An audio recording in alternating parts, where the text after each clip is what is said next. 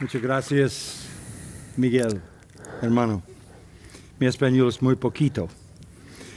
I have a translator. Tengo un traductor, Luis Contreras. Luis Contreras. I'm very grateful. Estoy muy agradecido. We want to welcome you to Queremos Grace darle la Community bienvenida a todos, a ustedes, a Grace Community Church. Esta es una bendición tremenda para nosotros el tenerlos aquí. Nosotros creemos que el Señor nos ha dado una oportunidad única de ministrar a gente de habla hispana debido a la naturaleza de Los Ángeles y la comunidad que nos rodea. Nuestra iglesia en español está creciendo y creciendo. Voy a terminar yo ahí en el estacionamiento hablando a 50 gringos y algún predicador en español va a estar predicando aquí en algunos años a cargo de la iglesia y eso está bien, está bien. El Señor está salvando a personas con un trasfondo hispano y con frecuencia vienen de un trasfondo católico romano y estamos muy agradecidos al Señor por la gracia de Dios en sus vidas. Continuamos a estar bendecidos conforme nuestra iglesia crece y estas personas preciadas se vuelven parte de nuestra familia de la iglesia. Yo no sé cómo es que Dios diseñó este mundo, su mundo, pero yo sé una cosa. Él derramó una medida adicional de afecto en el pueblo de habla hispana, latinos. Ustedes simplemente irradian amor y calidez a donde quiera que voy. No importa, en donde quiera que esté en el mundo latino, es una bendición profunda para mí y estoy muy, muy agradecido. Yo me gustaría poderles hablar en su propio idioma. Yo siempre he querido que pudiera predicar en más idiomas que tan solo inglés, pero los traductores son mucho mejores de lo que yo jamás puedo ser en su idioma natal y nunca podré llegar al punto en el que ellos están. Y yo le he dicho a Luis, él puede decir lo que quiera de cualquier manera. Entonces, él es un gran predicador por sí mismo. He's kidding, está bromeando. Es algo bueno, Michael, tener a alguien que te presenta en un idioma. Es bueno tener a alguien que te presente en un idioma que tú no conoces porque no te roba, no te quita tu recompensa eterna. Gracias. Antes, Josías leyó de 2 Corintios 4. Y quiero entrar a eso en esta noche conforme consideramos la palabra de Dios. Pero antes de que hagamos eso, quiero ver otro pasaje. Quiero que pasen a 2 de Timoteo capítulo 4. 2 de Timoteo capítulo 4. Ese es el último capítulo que el apóstol Pablo escribió. El capítulo final de sus 13 cartas. Hasta donde sabemos, esta es la última carta que le escribió a la iglesia y, claro, la última de sus libros bíblicos. Él está viendo su vida, viendo hacia atrás a su vida. Un hombre relativamente ya de edad aquí. Él está a punto de morir. Él es un prisionero y él está por ser ejecutado. No está muy lejos de que va a colocar su cabeza sobre un bloque de madera y una hacha va a brillar en el sol y va a separarla de su cuerpo y va a estar instantáneamente en la presencia del Señor. Es el fin de su vida. Podrías ver su vida y pensar que fue un fin triste. Él virtualmente está solo. Él ha sido abandonado por personas que estaban relacionadas de manera cercana a él y en quien había invertido mucho. Él está ahí en la cumbre de su vida, el punto más alto. Él es leal a su Salvador. Él está en una posición victoriosa, pero está ensangrentado. y está a punto de derramar más sangre. Su vida entera como un predicador ha estado llena de persecución y sufrimiento y daño físico y de luchas espirituales y de pelear contra demonios y de pelear contra engañadores y falsos maestros y judaizantes y de pelear en contra de personas que querían destruir la iglesia. No hay multitudes que lo rodeen en este momento. No hay un gran funeral final. No hay recompensas, no hay reconocimientos. De hecho, ahí mismo en la misma carta él dice, todos me han desamparado. Inclusive Timoteo, quien debía ser su hijo en la fe y debía retomar y continuar con el ministerio, está en peligro de desviarse. Él se ha debilitado. Pablo tiene que decirle, aviva el fuego del don de Dios que está en ti, haz obra de evangelista, no te avergüences de mí, no te avergüences del Señor. No seas un cobarde. Inclusive le dice, no abandones la verdad. Esfuérzate. Son sus palabras en el capítulo 2. Las palabras finales de Pablo son muy tristes. Observa el versículo 9. Él dice, Timoteo, procura venir pronto a verme. ¿Por qué? Porque Demas me ha desamparado, amando este mundo, y se ha ido a Tesalónica. Crescente fue a Galacia y Tito a Dalmacia. Solo Lucas está conmigo. Y llega a este punto. Al final de su vida inmensamente poderosa, él solo tiene una persona con él, su compañero de lucha, Lucas. Él le dice a Timoteo, toma a Juan Marcos y tráele contigo, porque me es útil para el ministerio. A Tíquico, versículo 12, lo envié a Éfeso, dice él.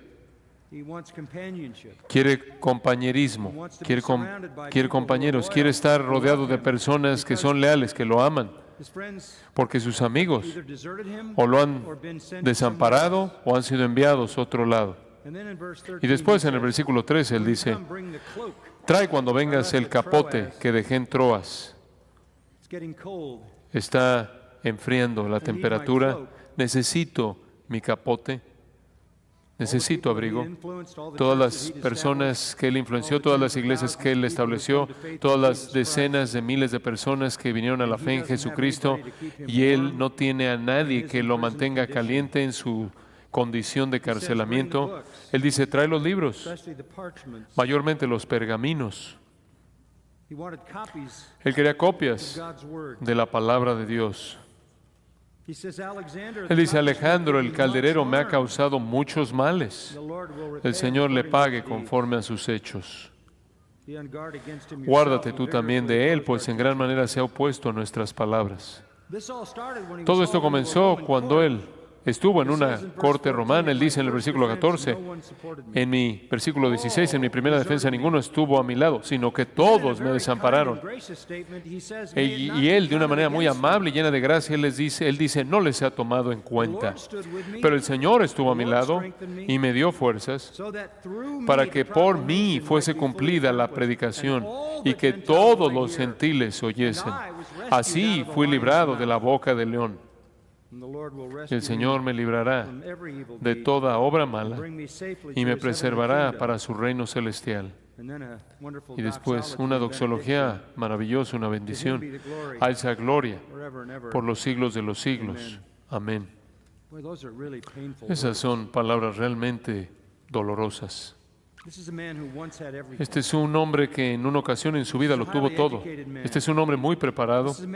Este es un hombre que fue un religioso líder en el judaísmo. Este fue un hombre que había estado orando. Había sido preparado por el mejor de los mejores Gamaliel. Este fue un hombre que fue capacitado por los principales judíos de su época para que fuera el preservador y el protector del judaísmo y para castigar y encarcelar y ejecutar a todos los cristianos herejes. Él era un hombre sumamente respetado. Y cuando vino a Cristo, el resto de su vida, Él predicó, estableciendo iglesias. Y uno pensaría que estaría rodeado por todos aquellos que tenían toda razón por agradecerle por cómo Él había influenciado las vidas de ellos. Pero Él está solo. Está en la soledad. Y Él cierra el libro diciendo: saluda a Prisca y Aquila y a la casa de Onesíforo. Erasto se quedó en Corinto y a Trófimo dejé en Mileto enfermo. Por favor, Timoteo, procura venir antes del invierno. ¿Te gustaría pensar que un hombre de influencia sin paralelos estaría rodeado de personas que habrían reconocido eso al final de la vida de él? A pesar de todo eso, él dijo esto allá atrás en el versículo 7. Obsérvalo. He peleado la buena batalla. He acabado la carrera. He guardado la fe. Por lo demás, me está guardada la corona de justicia, la cual me dará el Señor, juez justo, en aquel día, y no solo a mí, sino también a todos los que aman su venida. Él terminó. Él terminó bien. Él terminó de manera triunfal. No debido a que tuvo el apoyo de amigos fieles, no porque tuvo un gran grupo de personas a quien rendirle cuentas que lo sostuvieron, no porque tuvo una masa de seguidores leales infundiéndole amor y aliento a él. Su ministerio fue duro, ofensivo, y él fue perseguido de manera incansable. Resumiéndolo, él vivió una vida triunfal hasta el final, aunque fue difícil a lo largo de su vida. A lo largo de su vida. ¿Cómo? ¿Cómo es que él mantuvo esa fidelidad hasta el final? La respuesta a eso viene en 2 de Corintios. Pasa a 2 de Corintios y observa conmigo por un momento el capítulo 1. 2 de Corintios capítulo 1.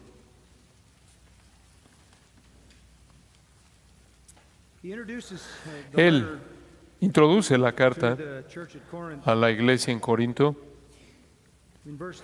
En el versículo 3, al decir: bendito sea el Dios y Padre de nuestro Señor Jesucristo, Padre de misericordias y Dios de toda consolación, el cual nos consuela en todas nuestras tribulaciones, para que podamos también nosotros consolar a los que están en cualquier tribulación por medio de la consolación con que nosotros somos consolados por Dios, porque de la manera que abundan en nosotros las aflicciones de Cristo, así abunda también por el mismo Cristo nuestra consolación. Pero si somos atribulados, es para vuestra consolación. Él sigue hablando de aflicción. Él lo vuelve a decir en el versículo 8. Porque, hermanos, no queremos que ignoréis acerca de nuestra tribulación que nos sobrevino en Asia, pues fuimos abrumados sobremanera, más allá de nuestras fuerzas, de tal modo que aún perdimos la esperanza de conservar la vida, pero tuvimos en nosotros mismos sentencia de muerte, para que no confiásemos en nosotros mismos, sino en Dios que resucita a los muertos. Él estaba seguro de que iba a morir. Y entonces él estaba confiando en el Dios que resucita a los muertos. El Dios, él dice en el versículo 10, que nos libró de tan gran muerte y nos librará. Este fue el patrón constante de su vida. En el capítulo 6 podrías observar eso. Versículo 4, él dice: antes bien, como siervos de Dios, hemos estado en mucha paciencia. Está esa palabra: tribulaciones, en necesidades, en angustias, en azotes, en cárceles, en tumultos, en trabajos, en desvelos, en ayunos. Allá abajo, en el versículo 8, él dice, hemos enfrentado mala fama, engañadores. Versículo 9, como desconocidos, como moribundos, como castigados, como entristecidos. Versículo 10, como pobres, como no teniendo nada. Esa fue su vida. En el capítulo 11, en el versículo 23, él dice, ¿son ministros de Cristo? Como si estuviera loco, hablo. Yo más. ¿Y qué es lo que nos hace tener la confianza de que verdaderamente es un siervo de Cristo? Porque él dice, yo he estado en trabajos más abundantes, en azotes sin número, en cárceles más, en peligros de muerte muchas veces. De los judíos, 5 veces he recibido 40 azotes menos uno. 3 veces he sido azotado con varas. 1 vez apedreado, 3 veces he padecido naufragio, 1 noche y un día he estado como náufrago en alta mar, en caminos muchas veces, en peligros de ríos, peligros de ladrones, peligros de los de mi nación, peligros de los gentiles, peligros en la ciudad, peligros en el desierto, peligros en el mar, peligros entre falsos hermanos, en trabajo y fatiga, en muchos desvelos, en hambre y sed, en muchos ayunos, en frío y en desnudez, y además de todo ese sufrimiento externo, tengo el sufrimiento interno diario, la preocupación por todas las iglesias. Siento su debilidad espiritual. Tengo una preocupación intensa por el pecado de ellos. Este es un hombre que ha conocido el sufrimiento, su ministerio, su vida entera de ministerio. El sufrimiento fue tan profundo en algunos casos, que él le pidió al Señor que por favor lo quitara. Capítulo 2, él dice en el versículo 8, respecto a lo cual 3 veces he rogado al Señor que quite el sufrimiento. El Señor dijo no. Y entonces, versículo 10, por lo cual, por amor a Cristo me gozo en las debilidades, en afrentas, en necesidades, en persecuciones, en angustias. Realmente lo único que conoció. Sabes, es bastante difícil ser fiel simplemente cuando todo va bien. ¿Cómo mantienes ese tipo de fidelidad cuando lo único que haces es sufrir? Cuando sufres no solo en manos de los enemigos de la cruz, sino que sufres en manos de creyentes debido a tu preocupación intensa por la iglesia. Simplemente como recordatorio, él escribió 13 cartas y él no envió ninguna de ellas a un incrédulo. Todas ellas las envió a creyentes, porque los creyentes le traían tanta tristeza espiritual. Solo hubo un grupo a quien no tuvo algo que condenar. El resto necesitaron una exhortación fuerte, incluyendo a los corintios. Él dijo, cuando venga, quizás vengo con una vara. Y él dijo, y cuando venga, voy a exhibir su pecado y voy a hacerlo según como el Señor dijo que lo hiciéramos. Voy a revelar pecado con 2 o 3 testigos, Mateo 18 dice, y vamos a confrontar ese pecado. Entonces aquí hay un hombre que está siendo perseguido desde afuera y está siendo decepcionado desde adentro, a nivel interno, enfrentando a los hombres pecaminosos que vinieron tras él porque odiaban el Evangelio. Y esto contribuía al pecado que corrompía a la iglesia. Cuando Pablo entraba a una iglesia, no preguntaba cómo era el hotel, sino preguntaba cómo es la cárcel. Es muy probable que ahí era donde iba a estar. Todo eso para hacer la pregunta, ¿cómo es que un hombre permanece fiel bajo ese tipo de presión incesante? Esa es la pregunta. Bueno, la pregunta viene, la respuesta viene en 2 de Corintios capítulo 4, en el texto que Josías leyó. Bueno, este es un capítulo largo y no podemos cubrir todo lo que está aquí. Entonces, solo quiero darles el tipo de panorama y alentarte que si estás sirviendo al Señor en alguna capacidad, que te familiarices aún más con esta porción increíble de las Escrituras. Comencemos donde queremos comenzar, en el versículo 1. El versículo 1 termina con esta afirmación: no desmayamos. ¿Ves lo mismo en el versículo 16? No desmayamos. Ahora, no sé qué dice su traducción, pero permíteme decirte lo que es en el original griego. Es el verbo ekakeo. Eso significa malicia, maldad, impiedad, depravación. Lo que él está diciendo es esto: nosotros no cedemos al pecado. Nosotros, colectivamente refiriéndose a sí mismo, no cedemos a la maldad. Yo no me he desviado pecaminosamente. Yo no he desacreditado el Evangelio. Yo no he traído vergüenza a Cristo. Yo no le he fallado yo no he fallado en el área de la virtud y justicia. Nunca pensó que era perfecto. Él no dijo, no es como si lo hubiera alcanzado ya, sino que prosigo a la meta en Filipenses 3. Él sabía que no era un hombre perfecto. Romanos 7, él dice, oh miserable de mí. Hay un principio que está operando en mí que me hace pecar. Pero en el poder del Espíritu, por la gracia de Dios, Él triunfó y nunca se desvió. ¿Cómo es que Él pudo hacer eso? ¿Cómo es que Él pudo hacer eso cuando gran parte del tiempo estuvo solo? ¿Cómo es que Él pudo ser tan leal y triunfal? La respuesta es esta: Él vivió en base a convicciones. Él no vivió en base a emociones.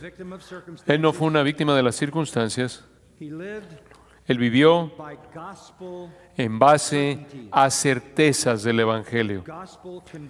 Convicción basada en el Evangelio. Él abrazó estas verdades con toda su fuerza, con todas sus facultades. Esa es la única manera en la que puedes mantener integridad hasta el final de tu ministerio.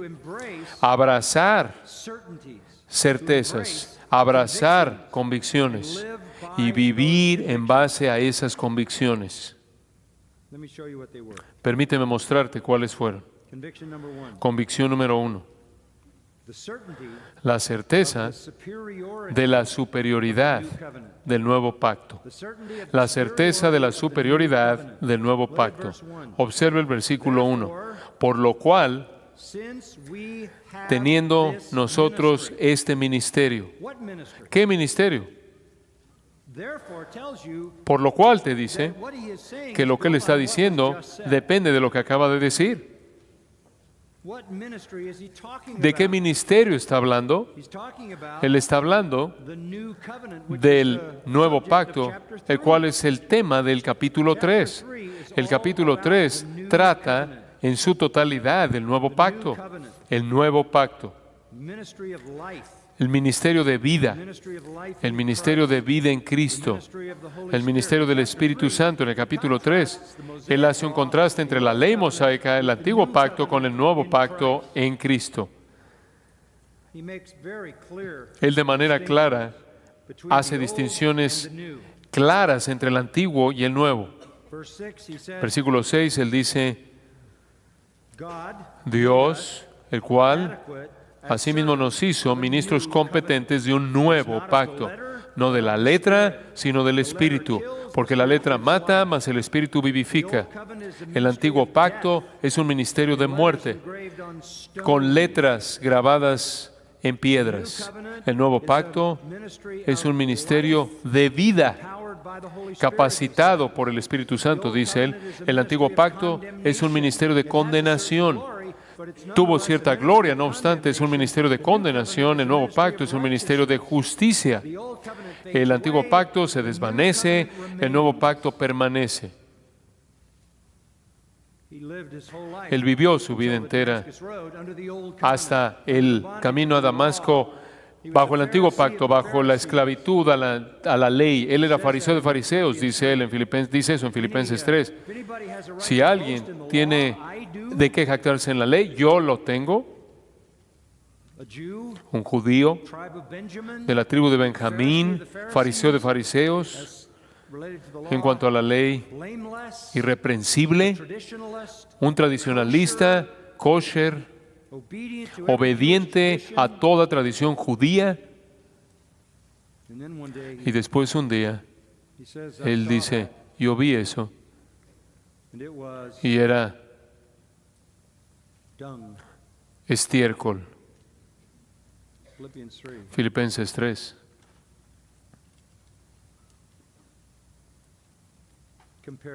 Comparado con el nuevo pacto.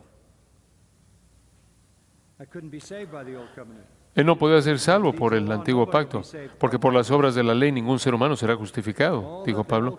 Todo lo que el antiguo pacto fue hacer fue condenarme. Me envía a la muerte. Cuando él dio su testimonio en el capítulo 26 de Hechos, en el versículo 4, lo oímos decir esto, hablándole al rey Agripa. Mi vida, pues, desde mi juventud, la cual desde el principio pasé en mi nación, en Jerusalén, la conocen todos los judíos. La pasé en mi nación, en Jerusalén, los cuales también saben, debido a que me conocen por mucho tiempo, si quieren testificarlo, conforme a la más rigurosa secta de nuestra religión, viví fariseo. Y ahora, por la esperanza de la promesa que hizo Dios a nuestros padres, soy llamado a juicio. Promesa cuyo cumplimiento esperan que han de alcanzar nuestras 12 tribus, sirviendo constantemente a Dios de día y de noche. Por esta esperanza, oh rey, Agripa, soy acusado por los judíos. Yo he llegado a creer, dice él, en lo que los judíos siempre habían esperado, el nuevo pacto en Cristo. Él había sido rescatado del legalismo. Más adelante, en ese mismo capítulo, tú lo oyes decir en el versículo 15, repitiendo su testimonio. Yo entonces dije en el camino a Damasco, ¿quién eres, Señor? Y el Señor dijo, yo soy Jesús a quien tú persigues. Pero levántate y ponte sobre tus pies, porque para esto he aparecido a ti, para ponerte por ministro y testigo de las cosas que has visto y de aquellas en que me apareceré a ti. Escucha esto, librándote de tu pueblo. Él fue librado, rescatado del judaísmo, del legalismo, que no podía salvar. Por la ley viene el conocimiento del pecado. No hay salvación mediante la ley. Pablo pasó su vida entera tratando de salvarse a sí mismo al guardar la ley. Y él había acumulado toda la confianza de los judíos debido a su celo. Y después en el camino a Damasco, él conoció a Cristo. Y todo fue basura comparado con Cristo. Él dice a los filipenses, cuando conocí a Cristo, todo lo tuve por pérdida en comparación a la excelencia del conocimiento de Cristo Jesús, mi Señor, por amor del cual lo he perdido todo y lo tengo por basura para ganar a Cristo. Yo voy a entregar todo por Cristo. Él nunca perdió ese asombro, ¿sabías? Sin importar lo difícil que fue la vida, sin importar lo mucho que sufrió. Él vivió su vida entera en asombro del hecho de que él había sido rescatado de la religión legalista formal que lo condenaba. Él había venido al nuevo pacto. El nuevo pacto da vida. El antiguo pacto mata. El nuevo pacto provee justicia. El antiguo pacto manifiesta pecado. El nuevo pacto es permanente. El nuevo pacto provee esperanza. El nuevo pacto es claro. El nuevo pacto está centrado en Cristo, es capacitado por el Espíritu y transforma la vida. Y siempre fue la gloria del nuevo pacto que cautivó su corazón. Él había trabajado, se había esforzado su vida entera tratando de ganarse el cielo para terminar dándose cuenta de que estaba en el camino al infierno. Y el Señor lo detuvo camino a matar cristianos y lo salvó por gracia.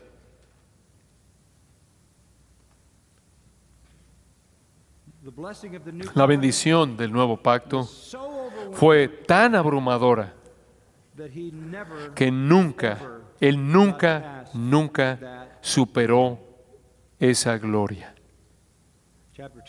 Capítulo 2, versículo 14, Él dice: mas gracias sean dadas a Dios porque siempre nos lleva en triunfo en Cristo.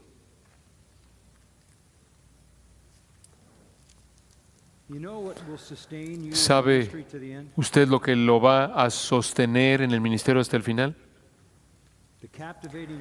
La realidad cautivadora del nuevo pacto. Que usted ha sido rescatado para siempre del infierno. Y después de todas las cosas, de ser un blasfemo como Pablo lo fue, y de ser un homicida como él confesó serlo, y después de ser el primero de los pecadores, y después ser llamado a volverse el apóstol del nuevo pacto a los gentiles y a los judíos, fue un honor que era asombroso para él y lo fue su vida entera. En el ministerio usted va a tener decepciones, persecución externa, problemas internos. Pero si usted nunca pierde la maravilla y el gozo y la emoción y la realidad del privilegio que usted tiene de ser parte del nuevo pacto y de proclamar el nuevo pacto, esa convicción fuerte siempre va a producir gozo en su vida que lo va a sostener en alto en medio de toda dificultad.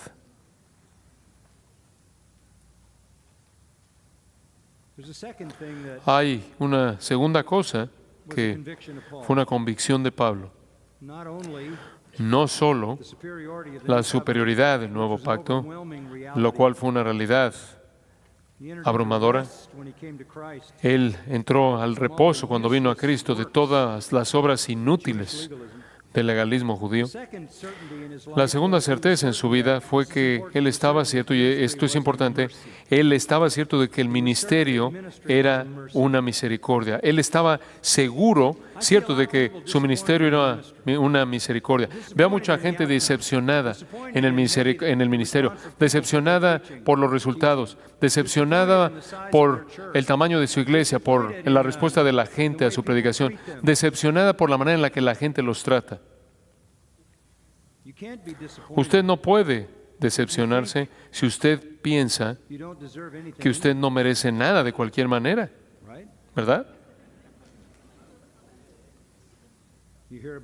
Usted oye de personas que dicen: bueno, esta persona ya se agotó en el ministerio, esta persona tiene tanta decepción en el ministerio que él simplemente no puede continuar. ¿Sabe por qué la gente se agota en el ministerio? No porque trabajan duro. No creo que aquellos que excavan fosos se agotan. No, el problema no es trabajo duro, sino que son expectativas no cumplidas. Eso es lo que crea ansiedad, eso es lo que produce amargura.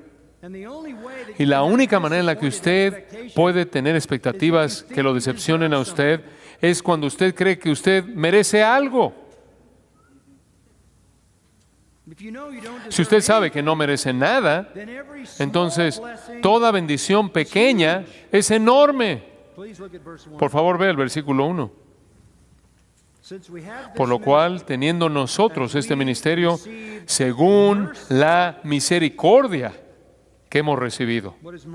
¿Qué es misericordia? ¿Bendición inmerecida? No merecemos nada. Pablo dice, yo soy el primero de los pecadores. Yo fui blasfemo. Yo no merezco nada. Yo fui perseguidor. Yo fui un agresor violento. 1 Timoteo 1:13. Sin embargo, fui recibido ¿a qué? A misericordia. ¿Es misericordia lo que nos salvó? ¿Es misericordia lo que nos colocó en el ministerio? Todo es misericordia.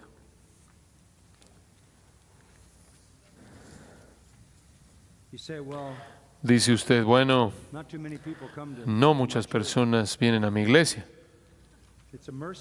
Es una misericordia que alguien venga, que uno venga. Inclusive que su esposa venga. ¿Quién cree usted que es? ¿Quién se cree usted? Escuche 1 Corintios 15:9. Pablo dice, yo soy el más pequeño de todos los apóstoles. Los apóstoles son bastante significativos, ¿no es cierto? Bastante importantes, ¿no es cierto? Digo, esencialmente van a ser recordados en la arquitectura de la Nueva Jerusalén, en los cielos eternos. Bastante importantes. Pablo dice, yo soy el más pequeño de los apóstoles, yo ni soy digno de ser llamado apóstol. Y después él dice esto, por la gracia de Dios, soy lo que soy. Usted no merece la salvación, usted no merece el ministerio. Es una misericordia. Dice usted, bueno, ¿por qué es que Dios da el ministerio a personas pecaminosas y débiles como yo? Porque ese es el único tipo de gente que existe en el mundo.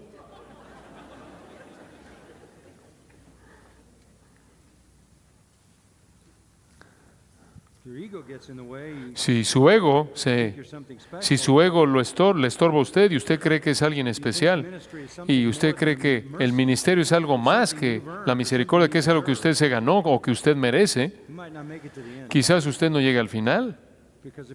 Porque si su sentido de satisfacción está conectado a su ego, usted va a tener problemas.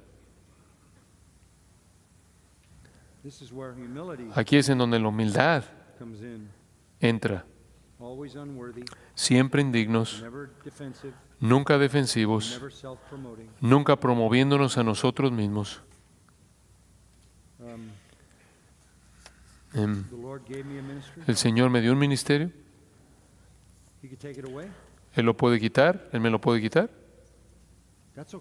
Y eso está bien. Es una misericordia y yo estoy muy agradecido porque Él mostró tal gracia a mí que yo soy indigno de ser hijo de Dios, soy indigno de ser un pastor, soy indigno de ser un predicador. Pero Dios me dio esta misericordia y si Él quiere quitármela y dársela a alguien más, voy a estar yo agradecido por el tiempo que Él me lo dio a mí. No está ligado a mi ego, simplemente es una misericordia. Hay una tercera convicción que Pablo tuvo, que yo creo que lo aseguró. Es una certeza, y es la certeza de la necesidad de un corazón puro.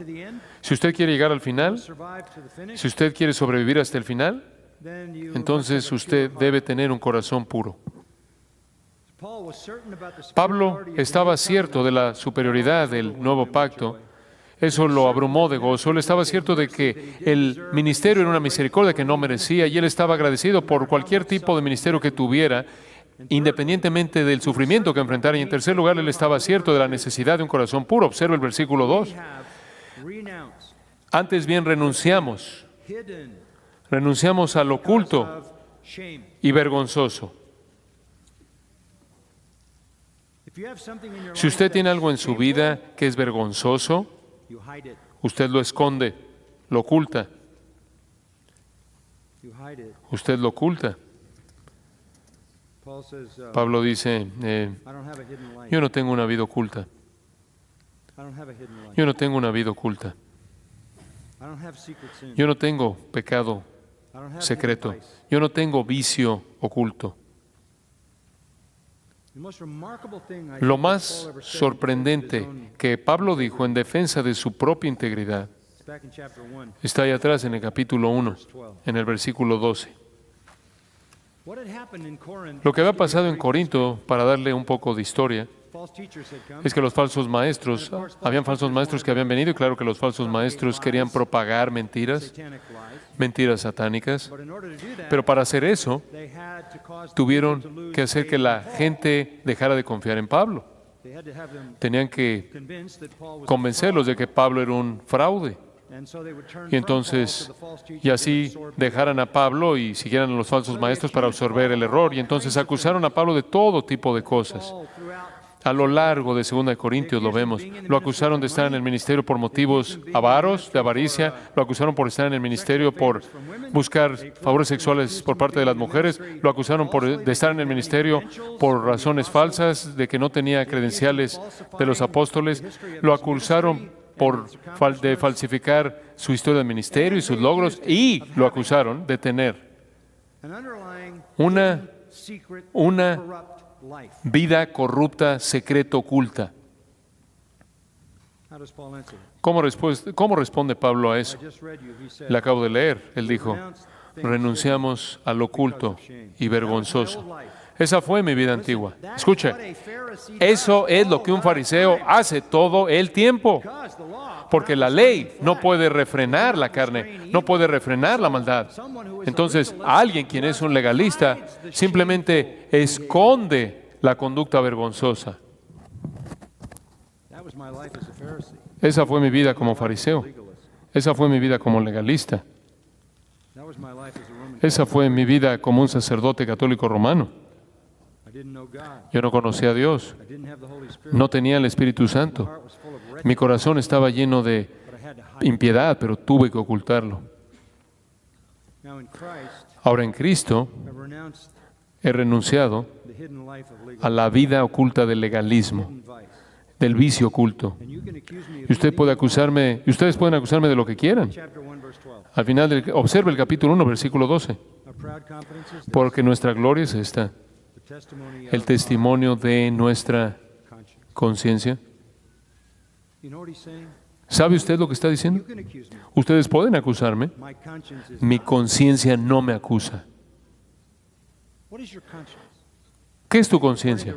Según Romanos capítulo 2, es un mecanismo que Dios te dio, o para justificarte o para acusarte. Todos sabemos lo que es una conciencia culpable. Es un sistema de advertencia. Es para tu vida espiritual lo que el dolor es para tu vida física. Tú sabes que el dolor es un regalo de Dios, ¿verdad? Porque el dolor te dice que algo está mal contigo físicamente. Es algo bueno. Si no puedes sentir nada, te mueres. El dolor es un regalo de Dios para detenerte y decirte algo está mal físicamente. Tu conciencia es un mecanismo que te dice algo está muy mal espiritualmente. Y te acusa, te hace sentir culpable, ansioso, hace que tu corazón lata más rápido, que tu saliva se seque, te hace tener miedo. Inclusive puedes tener palpitaciones de corazón. Pablo dice, me están acusando de muchas cosas y mi conciencia está diciendo nada.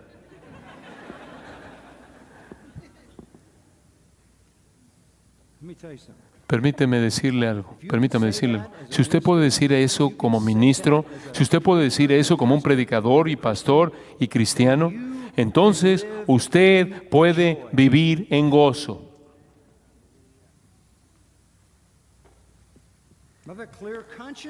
Si tenga usted una conciencia limpia, y por cierto, él dice esto con tanta frecuencia, lo dice de nuevo. En 2 Timoteo 1, lo vuelve a decir, en Tito 1, lo vuelve a decir, en Hechos 23, lo vuelve a decir, en Hechos 24. Él estaba ganando la batalla contra el pecado a nivel interno. Y es en el interior en donde el pecado comienza, ¿verdad? Los pensamientos malos. Santiago dice, cultiva pensamientos malos y das a luz al pecado. Si quieres tener un ministerio perseverante y llegar al final y ser victorioso sobre el pecado, tienes que serlo internamente. La gente me ha preguntado a lo largo de los años si rindes cuentas a alguien. Claro, Patricia, mi esposa, ella espera que yo viva todo el tiempo todo lo que he predicado. La mujer no es realista.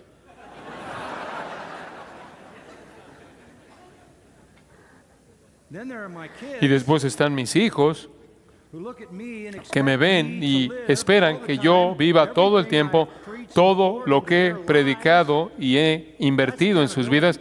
Eso es rendir cuentas. Y después estoy rodeado por pastores y amigos y ancianos y líderes y todos esperan lo mismo. Ninguno de ellos lee mi corazón.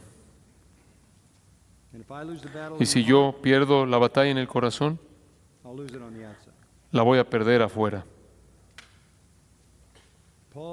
Pablo estaba cierto de la necesidad de tener un corazón puro. He estado enseñando en el seminario a los alumnos aquí toda la semana. Comenzamos nuestro nuevo año escolar y hablándoles acerca de la predicación expositiva, lo cual he estado haciendo aquí desde 1969, y los beneficios de hacer esto. Y les dije, si yo no hubiera sido un expositor bíblico, de tal manera que estuviera estudiando la palabra de Dios 20, 30 horas por semana, desde 1969, yo no creo que yo habría llegado hasta el día de hoy.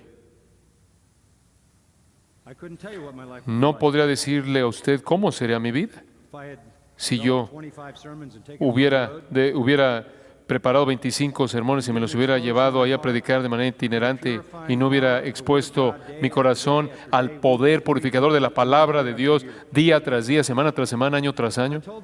Le dije a estos jóvenes, les dije, sé un expositor en primer lugar para el bienestar de su propia alma, para que puedan escarbar a profundidad en la palabra de Dios.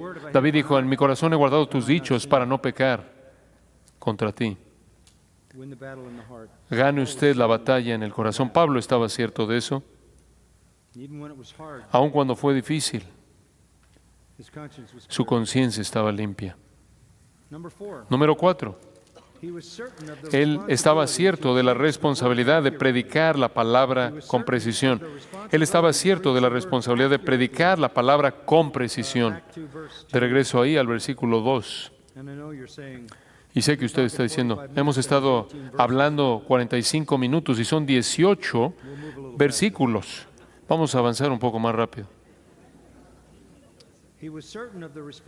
Él estaba cierto de la responsabilidad de predicar la palabra con precisión. Observe el versículo 2. No andando con astucia ni adulterando la palabra de Dios, sino por la manifestación de la verdad, recomendándonos a toda conciencia humana delante de Dios. No caminando, la palabra griega es panurgía. No adulterando, simplemente quiere decir, no adulterando es panurgía. es todo trabajo, pan es todo trabajo, orgía es trabajo, todo trabajo. ¿Qué quiere decir la palabra adulterando? Panorgía, alguien que va a hacer cualquier cosa por alcanzar un fin. ¿Qué quieres decir con eso? Alguien que no tiene escrúpulos, que va a adulterar, torcer, pervertir la palabra de Dios. Literalmente el griego significa alterar, usarla para sus propios fines. El mismo verbo es usado de diluir vino, diluye la verdad por beneficio personal. Allá atrás en el capítulo 2, versículo 17, es llamado medran falsificando la palabra de Dios. Ahí es donde usted ve la palabra doleo. Medran falsificando la palabra de Dios.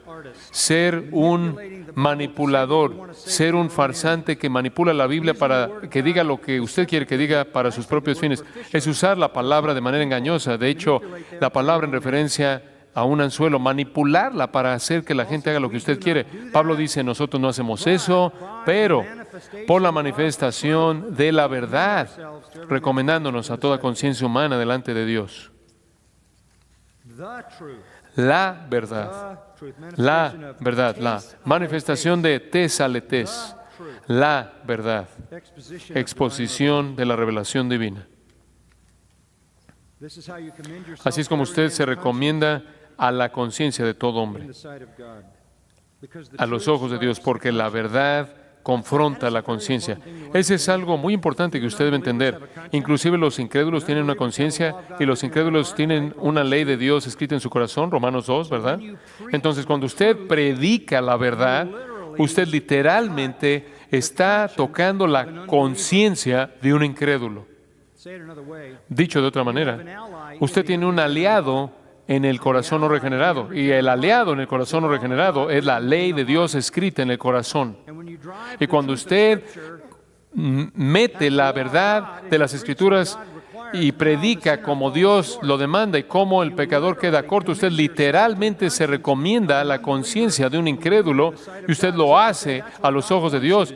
Y eso es lo que Dios quiere que usted haga, eso es lo que significa. Pablo sabía que la verdad bíblica tiene un poder de autocertificación, inclusive cuando es odiada y rechazada, aún así se recomienda a la conciencia, se recomienda a sí mismo a la conciencia. Esto es ilustrado en Romanos 1, en donde Pablo habla de cómo todos están bajo la ira de Dios. Y él cierra ese capítulo diciendo, y aunque habiendo entendido el juicio de Dios, que los que practican tales cosas son dignos de muerte, no solo las hacen, sino que también se complacen con los que las practican. El no regenerado sabe y su conciencia los acusa, aunque odian la verdad. Recuerde esto, usted tiene un aliado en el corazón del pecador. Es la ley de Dios escrita en el corazón del pecador y la conciencia responde a esa ley en el corazón. No sirve de nada suavizar la ley, no ayuda de nada quitar el aguijón de la ley. Necesita predicar la ley. Necesitamos exponer al pecador a la justicia y juicio. Pablo estaba cierto de que él necesitaba predicar la verdad con precisión. Entonces él dijo, procura con diligencia presentarte aprobado ante Dios como obrero que no tiene de qué avergonzarse, que usa bien la palabra de verdad. ¿Cuáles fueron las convicciones que anclaron a Pablo? ¿Cuáles fueron las certezas que lo mantuvieron fiel hasta el final? Él estaba cierto del nuevo pacto, él estaba cierto del ministerio como misericordia, él estaba cierto de que necesitaba tener un corazón puro, él estaba cierto de que necesitaba predicar la palabra de Dios con precisión. Número 5. Muy importante, él estaba cierto de que los resultados dependen de Dios. Los resultados dependen de Dios. Observe el versículo 3. Pero si nuestro evangelio está aún encubierto, hay una razón.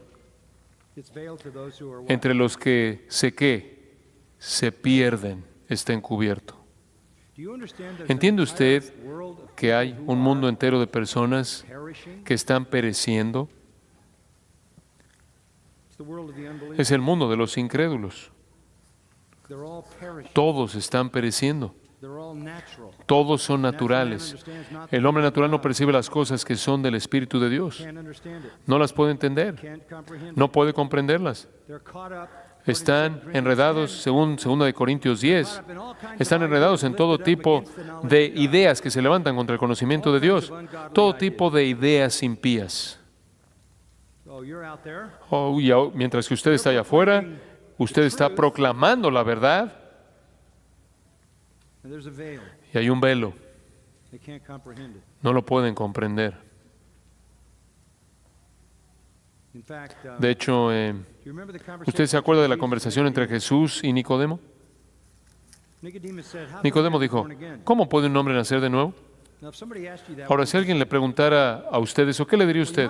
Bueno, usted puede decir, bueno, ora esta oración, repite esta oración. Querido Jesús, perdona mi pecado, ya estoy. ¿Esa no fue la respuesta de Jesús? Respondió Jesús, el viento sopla de donde quiere y oye su sonido, mas ni sabes de dónde viene ni a dónde va. Así es el Espíritu Santo. ¿Qué?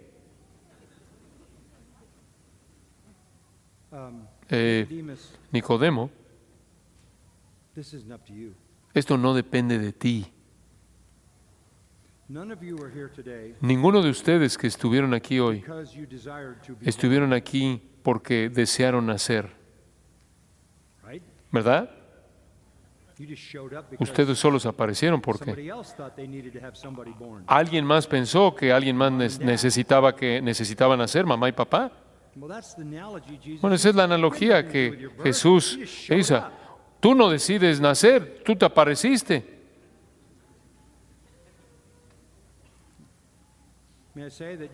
Puedo decir que usted esencialmente tiene la misma cantidad de contribución a su nuevo nacimiento. Es la obra del Espíritu Santo. Y sabe una cosa, si yo pensara que la salvación de personas depende de mi predicación, yo me volvería loco. La gente se iría al infierno por mí. La gente estaría llegando al cielo por mí. No, demasiada responsabilidad para mí. Dice usted, bueno, ¿cómo sucede? Bueno, el versículo 4 dice, el velo, debido a que el Dios de este siglo, Satanás, cegó el entendimiento de los incrédulos. Entonces están pereciendo, están en la categoría de los que están pereciendo, están cegados porque nacen en pecado y están doblemente cegados porque el Dios de este siglo, quien es Satanás, cegó el entendimiento de los incrédulos para que no les resplandezca la luz del Evangelio de la gloria de Cristo, el cual es la imagen de Dios. Esta es la condición humana. Pablo dice, no nos predicamos a nosotros mismos, sino a Jesucristo como Señor. Entonces, ¿qué hacemos? Predicamos a Jesucristo como Señor y a nosotros como vuestros esclavos por amor de Jesús. ¿Y cómo suceden los resultados? Observa el versículo 6. Porque Dios, que mandó que de las tinieblas resplandeciese la luz. ¿A qué se está refiriendo eso? A Génesis. Sea la luz. El mismo Dios que creó la luz y que dijo que resplandeciese la luz de las tinieblas, es el que, versículo 6, resplandeció en nuestros corazones para iluminación del conocimiento de la gloria de Dios en la faz de Jesucristo. Él está diciendo, si la luz para la salvación se enciende en un corazón, es un acto creador de Dios. Es un Es una obra creadora de Dios.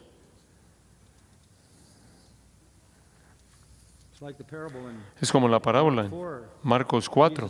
Jesús dice, el ministerio es como un granjero. Planta algo de semilla y se va a acostar.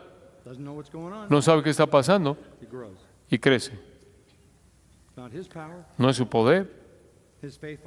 Su fidelidad consiste en plantar la semilla. La semilla crece en secreto, mediante el poder divino. La salvación es la obra creadora de Dios.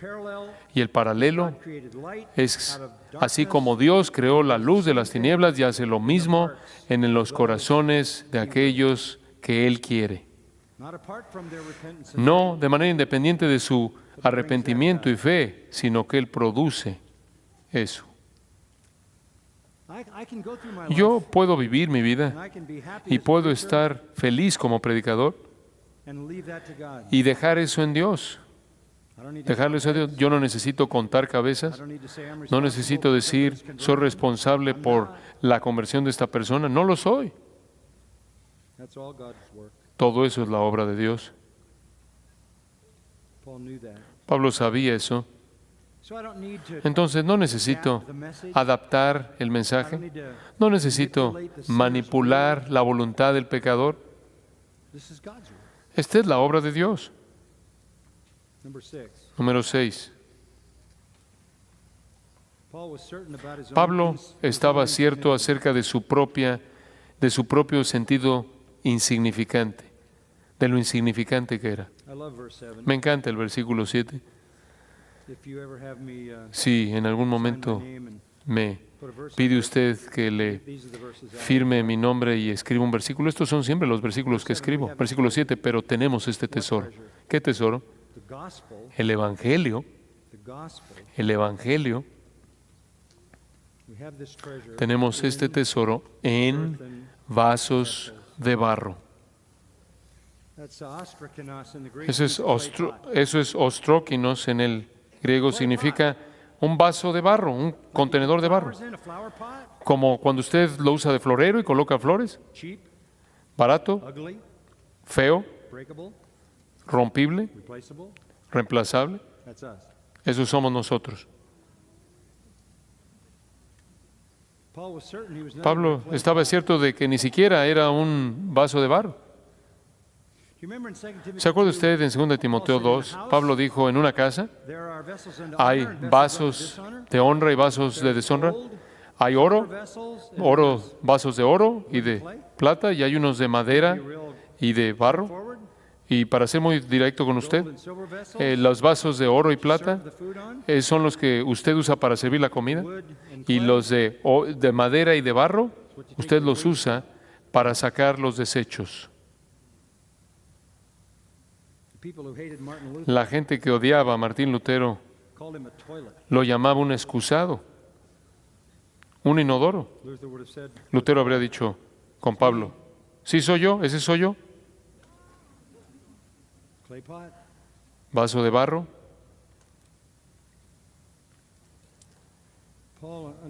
Pablo entendió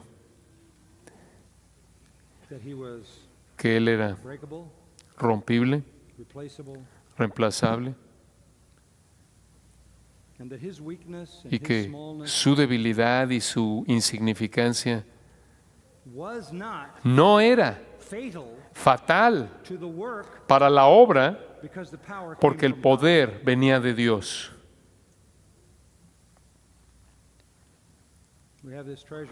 Tenemos este tesoro en vasos de barro. Eso es por diseño de Dios.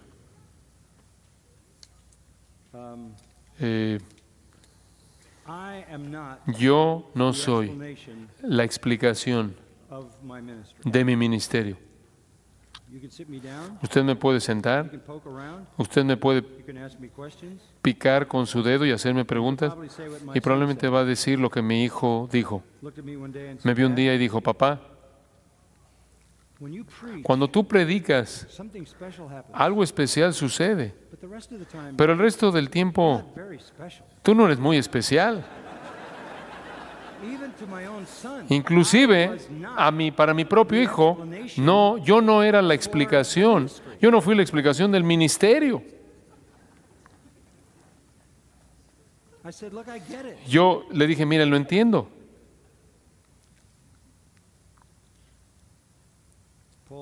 Pablo nunca fue la explicación del impacto que tuvo.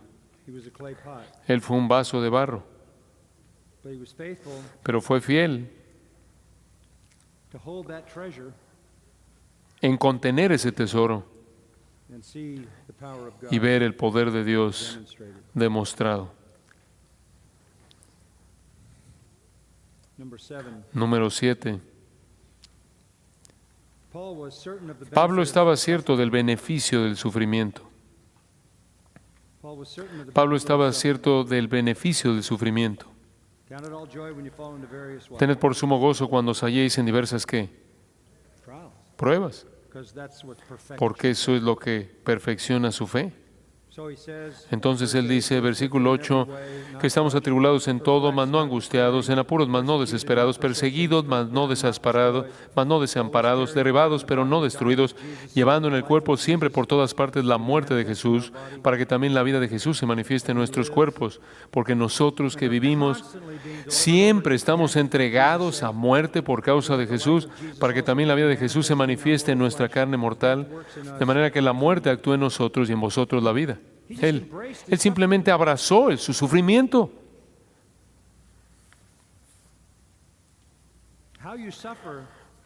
La manera en la que usted sufre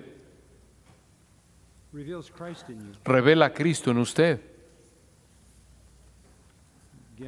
De nuevo, capítulo 12, él 3 veces le pidió al Señor, Señor, quita este aguijón en la carne, este mensajero de Satanás, este demonio. Yo creo que ese era el demonio que estaba aterrorizando, sacudiendo a la iglesia de Corinto y por lo tanto trayendo dolor a Pablo por lo que el demonio estaba haciendo a través de los falsos maestros en esta iglesia. Él rogó 3 veces, le pidió al Señor 3 veces que lo quitara. El Señor dijo, no. Bueno, ¿por qué no? El Señor dice esto porque te evita, te guarda de exaltarte a ti mismo. Y mi poder se perfecciona en tu debilidad. Entre más sufres, menos confías en ti. Entre menos confías en ti, más dependes de mí. No pelee usted contra el sufrimiento, abrácelo. ¿Está usted cierto del beneficio del sufrimiento? Pablo lo estaba. Un punto final. La 8ª certeza. Él estaba cierto de que la gloria eterna era más importante que cualquier otra cosa en esta vida. Versículo 3, él dice, pero teniendo el mismo espíritu de fe, conforme a lo que está escrito, creí, por lo cual hablé. Nosotros también creemos, por lo cual también hablamos. Si yo lo creo, lo voy a hablar, sean cuales sean los resultados. Si me pueda costar la vida, está bien, porque versículo 14, sabiendo que el que resucitó al Señor Jesús, a nosotros también nos resucitará con Jesús y nos presentará juntamente con vosotros. En otras palabras, yo no voy a contener el mensaje, aun si muero, yo solo voy a ser resucitado.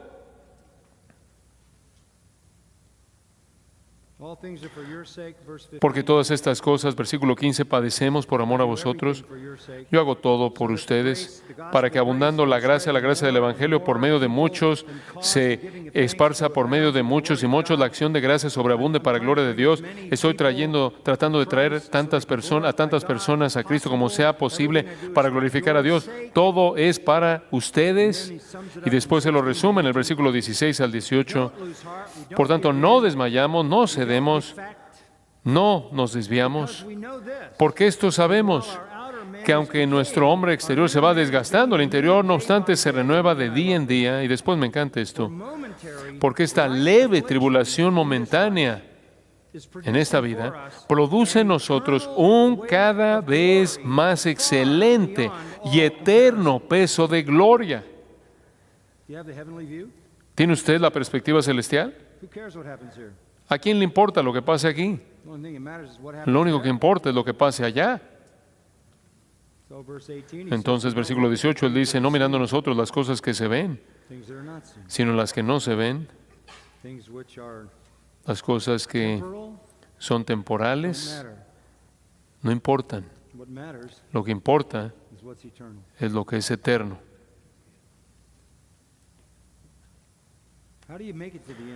¿Cómo es que usted llega al final? Usted tiene que tener convicciones, convicciones fuertes. Esto es su esqueleto espiritual. Este es su marco de referencia en la cual su vida opera, de la cual depende su vida. Si usted carece de convicciones como estas, lo más probable es que usted no va a llegar al final. No estoy diciendo que usted va a perder su salvación, pero realmente es cuestionable si usted va a estar en donde Pablo estuvo de pie al final y diga usted, he peleado la buena batalla, he guardado la fe, he acabado la carrera, ahora es tiempo de que yo reciba mi recompensa. ¿Y por qué quiere usted una recompensa? Porque demuestra fidelidad. ¿Y qué va a hacer usted con su recompensa? La va a arrojar a los pies del Señor Jesús. Padre, te damos gracias por este tiempo maravilloso en esta noche, en tu palabra preciada. Gracias por estos queridos amigos. Y oro, Señor, porque tú selles tu verdad en sus corazones, en mi corazón, y que tú nos uses a todos para tu gloria. Oramos con corazones agradecidos por la misericordia del ministerio que se nos ha dado. Manténnos fieles en el nombre del Salvador. Amén.